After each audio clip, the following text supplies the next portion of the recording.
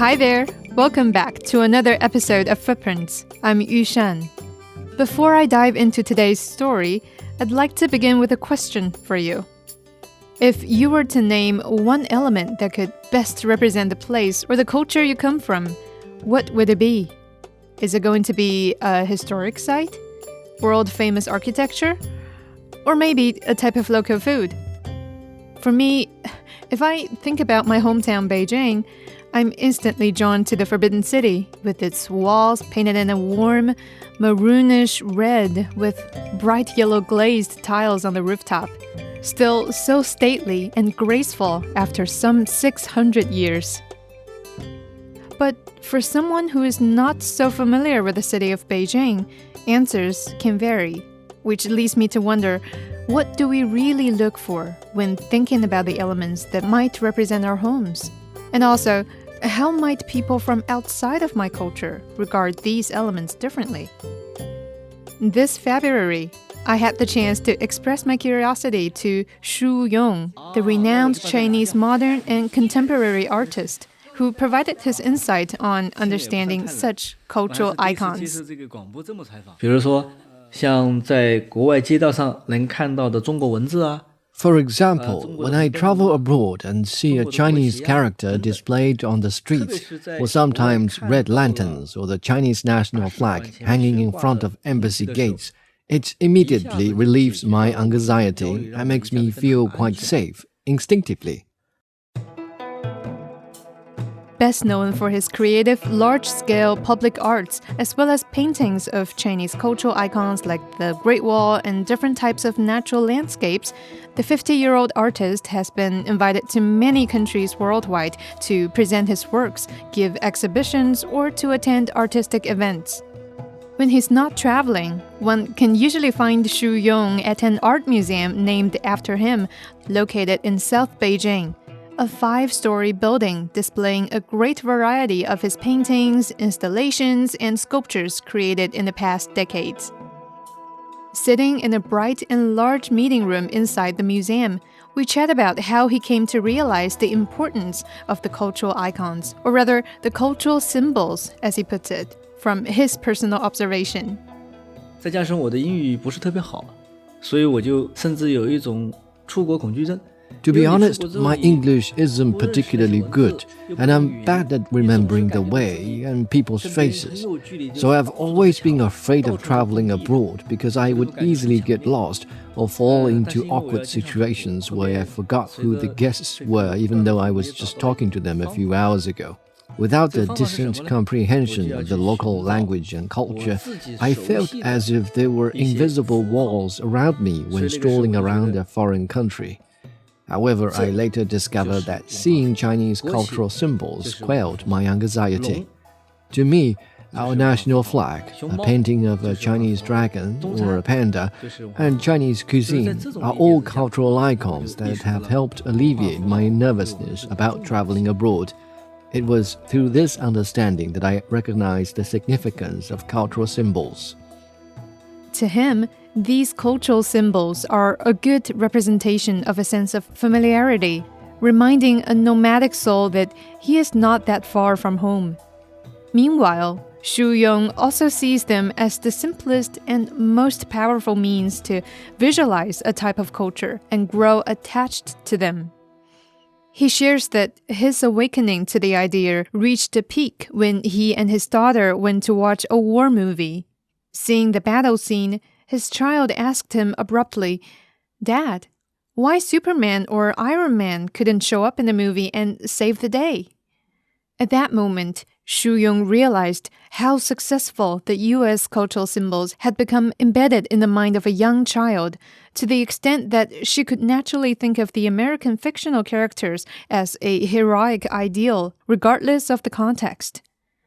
There is no doubt that American culture has a large global appeal, especially in the entertainment and popular culture industries. As a result, Shu Yong became curious and wanted to see how Chinese cultural features would appear to people outside of China. 我还可以给你讲一个故事，其实这个故事对我来说也特别重要。And here I want to share another story, which is equally important to me. I once conducted a survey in Times Square in New York City a few years ago, and as we know, Times Square is a major commercial, tourism, and entertainment intersection where one could expect to meet people from all around the world. So I wanted to look at Chinese culture from a global perspective and prepared pictures of nearly 100 the most iconic Chinese cultural symbols, including the Great Wall, the Forbidden City, the giant panda, Tai Chi, etc., to show to random passers-by. I wanted to see if they could recognize what these symbols were or if they knew that they were from China. However, only very few could recognize more than 10 symbols out of the 100 or so I brought. As a comparison to the survey, Shu Yong later went to Beijing and again asked random Chinese people on the street to recognize symbols or images from American culture. In contrast, most were able to tell what those symbols were. 那么回国以后，我又带了将近100个美国的各种各样的文化符号。 I presented about 100 American cultural symbols like the logo of Starbucks and KFC, the image of Superman and Iron Man, etc., to the Chinese people after I returned to China. And I noticed that most of us could comment on those symbols as well as the subjects they represent with great familiarity. Such a discovery had a significant impact on me. Noticing the stark contrast, Shu Yong fell into deep thoughts. As we appreciate the imported movies and the cultures they present, there should be something that we can do to deliver a more vivid story about China on a worldwide scale too.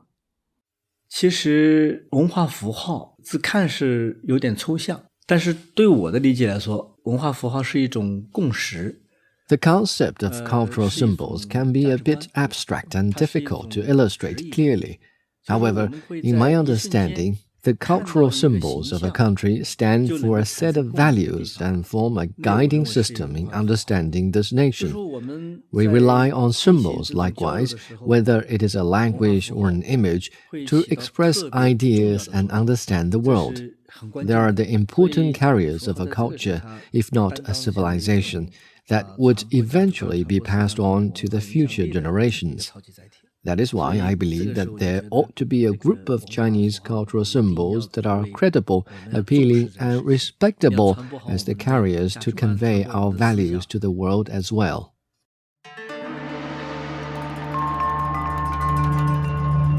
And for Shu Yong, the best way to put his ideas into action was to construct a cultural symbol through his own artworks. In 2013, he made over 1,500 translucent amber bricks adorned with one popular Chinese phrase and its direct English translation through Google written in each piece of the brick.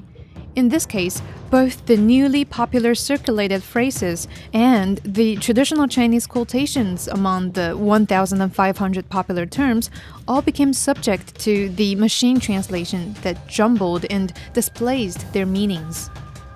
And by putting these bricks of misinterpretations into a wall-shaped piece of sculpture, Shu Yong indicated that sometimes language barriers or just like the wall that blocked us from understanding each other.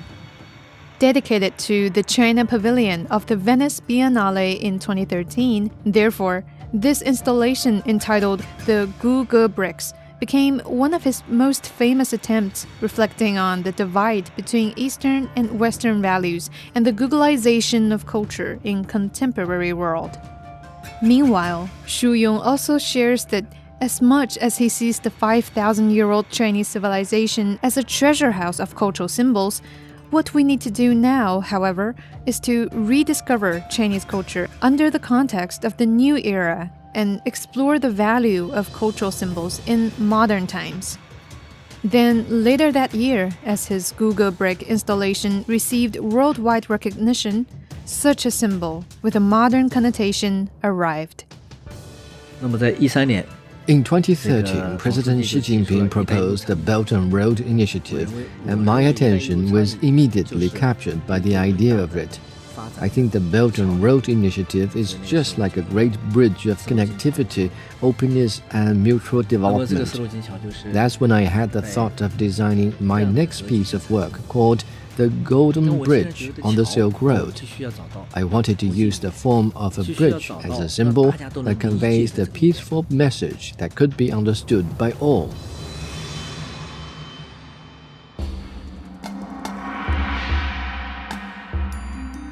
我们从中国的传统来说，就是逢山开路，遇水架桥。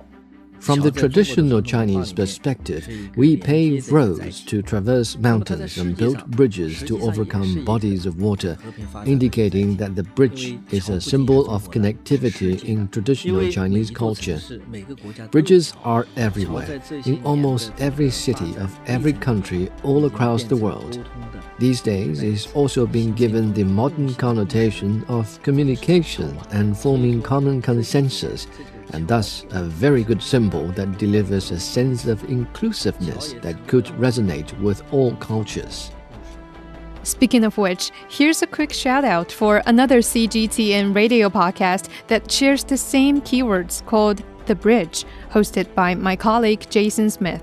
Out of the same will of forging connectivity as shared by Shu Yong, The Bridge focuses on building bridges between the East and the West. So, if you're down for conversations that inspire listeners from the opposites of the world, please do check it out. Back to Shu Yong's case, he used the ancient Jiaozhou Bridge in North China's Hebei province as the prototype for his artistic design, and eventually made a gigantic piece of artwork, a golden-colored bridge formed from amber bricks that weighed more than 100 metric tons. One brick at a time, Shu Yong put together nearly 20,000 amber bricks, each embedded with the national or city flower of a country or city involved in the Belt and Road Initiative, or BRI. He named it the Golden Bridge on the Silk Road. Mixing together the cultures of a total of 53 countries and 94 cities participating in the BRI, it is a bridge meant to express China's commitment to the common prosperity in the gardens of the world. 我想这就是我们中国文化的价值，因为中国文化首先就是对别人的尊重。 One key element of Chinese culture is to be respectful to others. By nature, we promote humility and mutual respect, but frown upon arrogance. And through cultural symbols like the form of a bridge, we manage to spread out these characteristics in a more direct way. His ideas reflected through the artwork have enjoyed great popularity when presented to the world. It is widely considered as a cultural icon of the BRI and has been the main art installation at high-level events such as the Milan Expo in 2015 and the Belt and Road Forum in Beijing in 2017.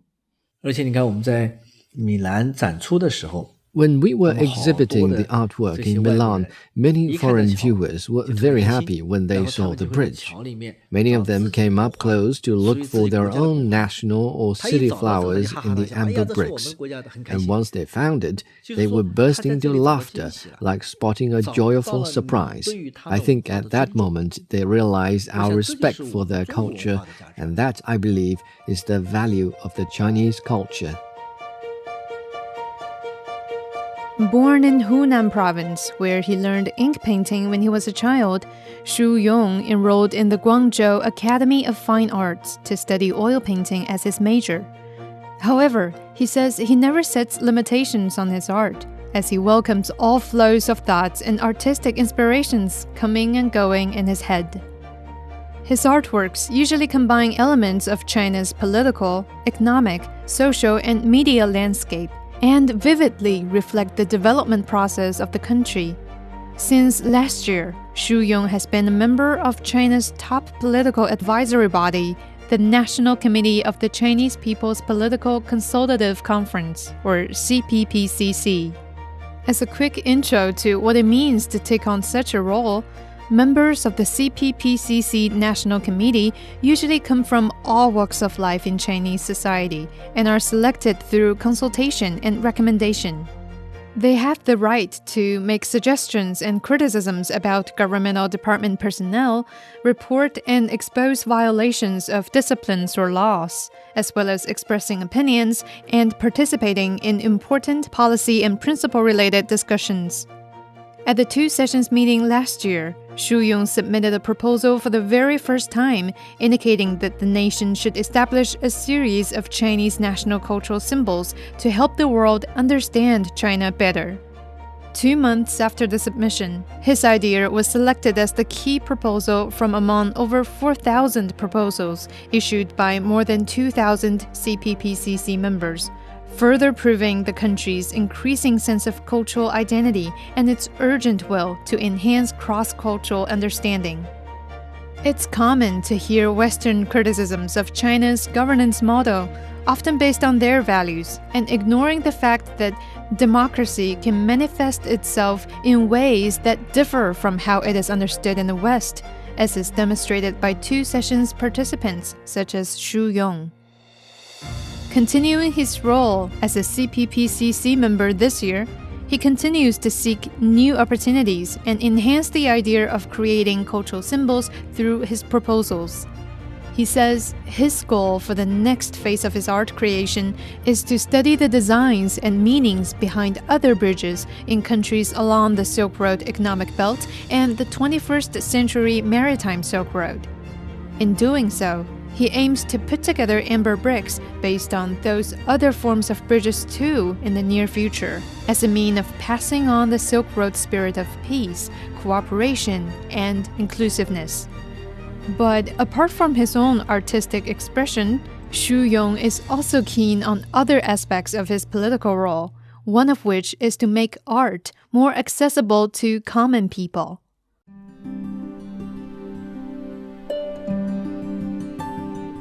Back in November 2019, Shu Yong collaborated with the local township government of Daxing District in southern Beijing and jointly established the Beijing Shu Yong Art Museum. It was also the first registered private art museum in this district. Covering the southern suburbs of the city, the Daxing District is traditionally known for its manufacturing and distribution industries. With the establishment of the art museum, however, Shu Yong aims to utilize the museum as a public space that promotes the habit of art creation and appreciation among the local people. 一个是文化符号，一个是城乡公共文化空间的打造。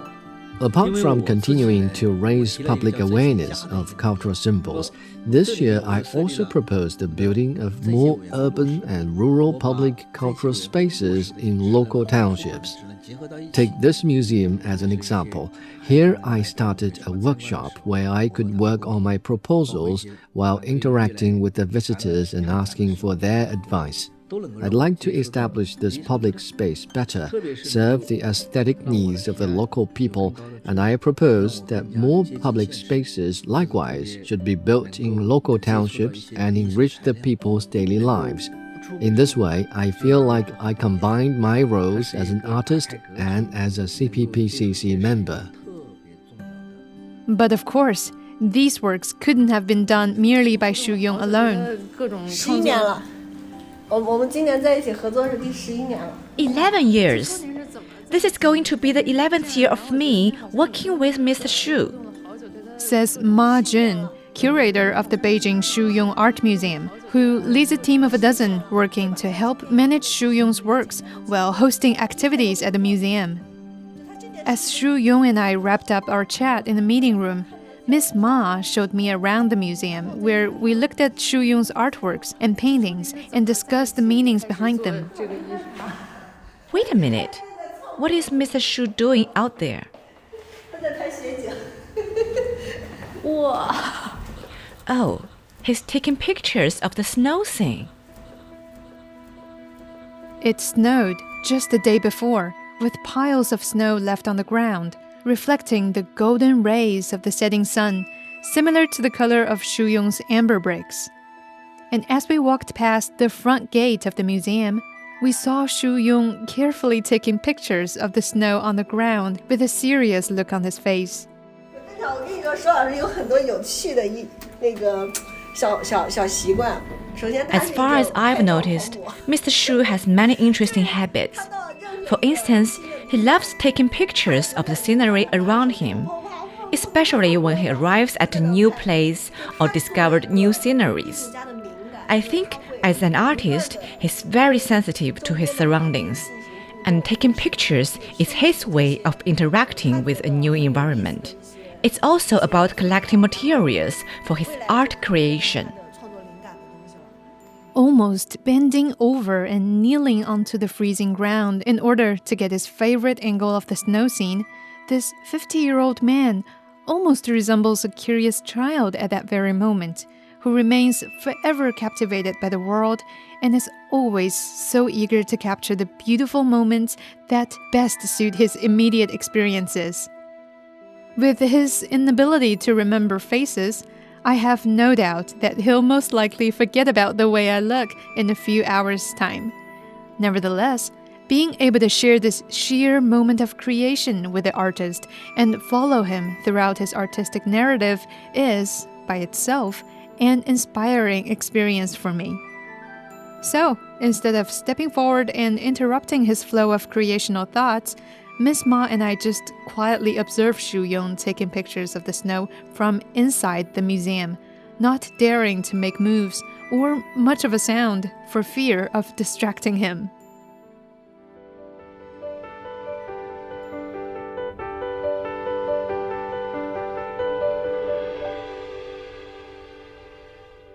Just like taking pictures of nature, Shu Yong also likes to take brushes and ink with him everywhere he goes and always paints late at night.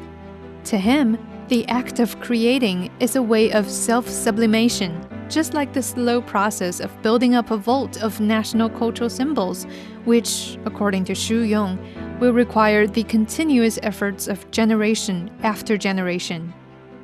因为首先文化符号它是一种民族共识。 Firstly, cultural symbols are a form of national consensus, which is something that is hard for everyone to agree on. However, once we raise public awareness on this notion, it's going to become easier to create cultural symbols that can resonate with the most of us. But this is no simple task, and it's going to take the hard efforts of an entire generation, if not generations of people to complete. So we need to have faith and treat the work systematically. I personally am just a normal person who aims to be more closely connected to society with my artworks. And I believe art should help improve society and echo the times we live in. It's my hope to promote social development in all ways I can and help remove obstacles, if not breaking barriers, with my understanding of art and our culture. That'll be my source of power and lifelong dedication. 能够推动社会成为解决障碍的一种方法。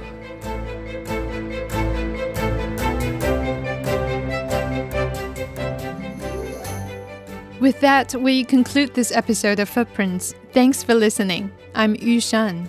If you're interested in hearing more about the lives of ordinary but incredible people in China, follow us wherever you get your podcasts. Just key in Footprints, and you can find more stories anytime, anywhere. We'll see you next time.